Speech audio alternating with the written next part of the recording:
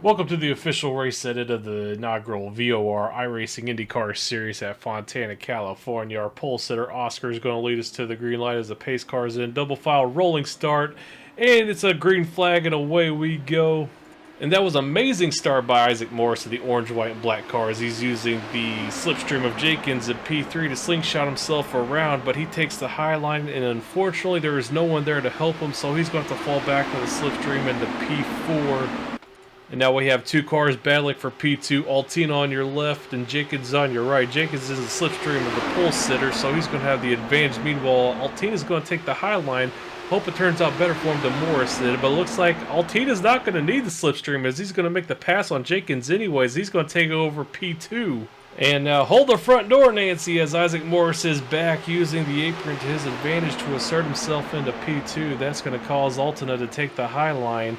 Morris looks like he's got pretty good momentum going for Gonzalez. He's going to look on the inside line, but Gonzalez is going to shut the door, forcing Morris to take the high line. Too wide for the lead, heading into turns 3 and 4. New car entering the top 4. That is going to be Samuel Fontaine in that nice-looking Pennzoil livery.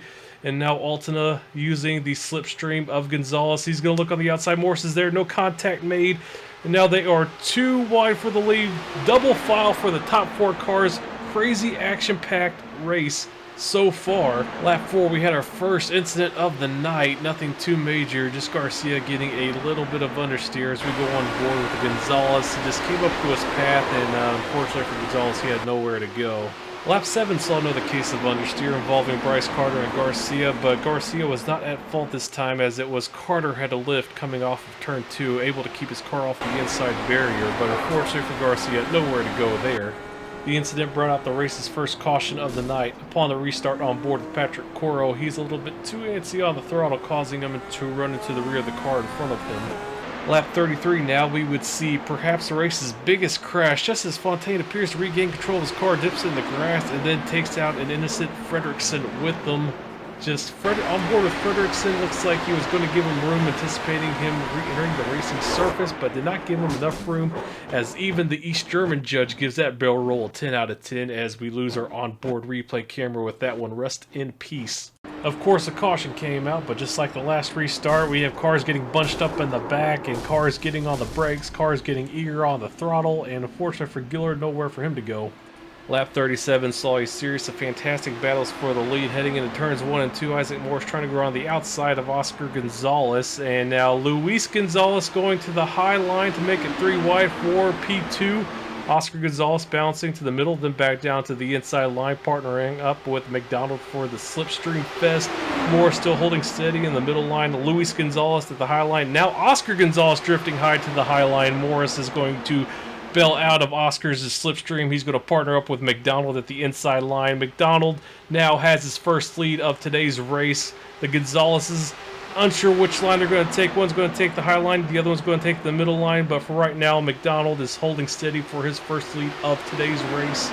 Up to lap 44 now. P4 battle between Garcia and Luis Gonzalez. They come together not once but twice, and Luis Gonzalez gets the short end of the stick that time. Then he goes back up and hits the wall for a second time.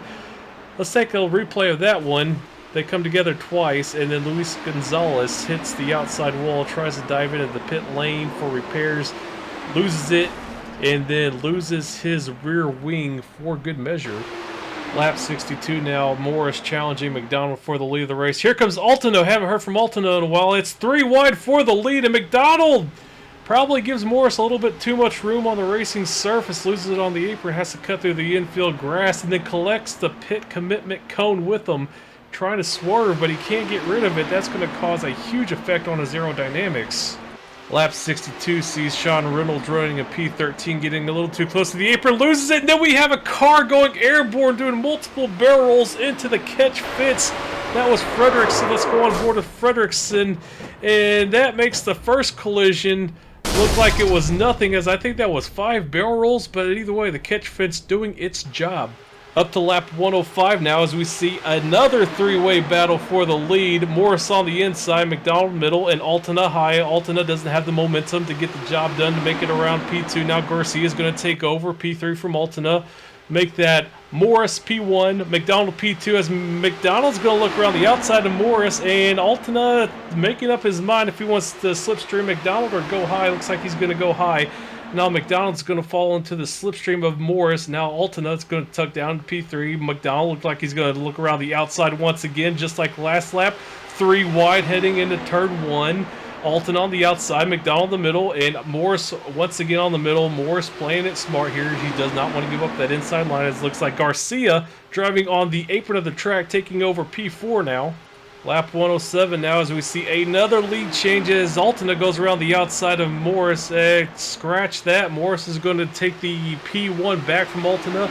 McDonald trying to make up his mind which car he wants to draft with. Meanwhile, Gonzalez back there in P4.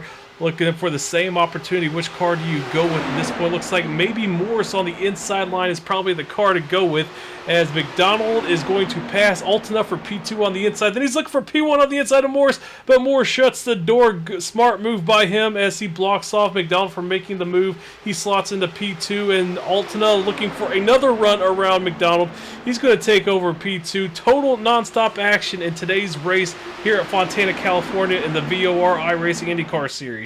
Lap 114, Oscar Gonzalez. Oh, they collide as Gonzalez was trying to go around the outside of Morris, and Morris very fortunate to keep it off the wall. Looks like he scraped the apron, was able to straighten back out. The caution comes out.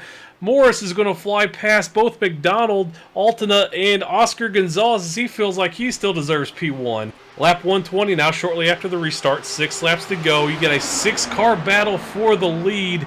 You could throw a blanket over P1 through P6 to fully engulf all these cars battling through the lead. Now we have Luis Gonzalez, I believe, on the inside, followed by Altena in the middle, then Oscar Gonzalez up high. McDonald's going to partner up with Oscar Gonzalez to take the high line, try to take P1s and 2. And Oscar Gonzalez makes contact with Altena, and then again with McDonald, scrapes the wall. Very fortunate not to get any major damage, but what a momentum killer. He was battling for the lead. Now he's back to about P7. Lap 121, battle for P7. Morris taps tires with Garcia, sends Garcia into a drift, but what a save by Garcia to straighten that out and keep it off the wall and remain in this race. Lap 122. Now there's contact made between the leaders. Looks like McDonald kind of disconnected a little, though he's back as Morris and Gonzalez get sent cutting through the infield grass on board with Morris. It looks like, yeah, Altena and Gonzalez just came together, and then it collected Morris with that, but great job by everyone to keep their cars pointed in the right direction. No caution, but unfortunately Gonzalez is going to pull over and retire from the session.